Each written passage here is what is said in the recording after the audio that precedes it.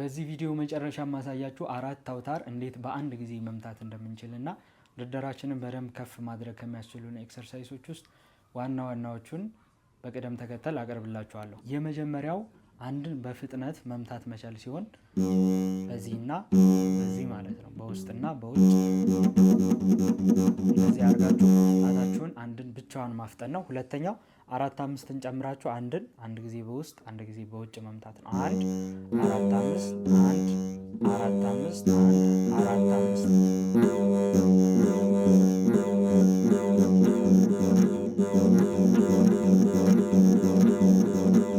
ይሄን በደንብ ማፍጠን ነው። ሁለተኛው ሶስተኛው ደግሞ 1 እና 4ን ኮርድ መምታት። ቀጣይ አሁን 3 አውታር ልናደርግ ነው። 3 አውታር በአንድ ጊዜ መምታት ኮርድ ነው። ይሄም 1ን 4 እና የ4ን ማረፊያ አንድ ላይ።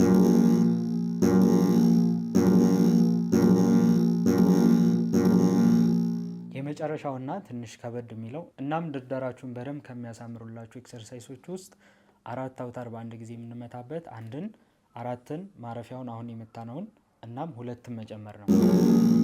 4ቱን አውታሮች አንድ ላይ መምታት። ሁሉንም አንድ ላይ በአንድ ጊዜ ማለት ሊከብድ ስለሚችል 1 እና 2ን 2 እና 4ን 1 እና 4ን እንደዚህ ለየብቻ በማፍታታት መጨረሻ 4ቱንም በአንድ ጊዜ መምታት ይቀለናል ማለት ነው። ልክ እንደዚህ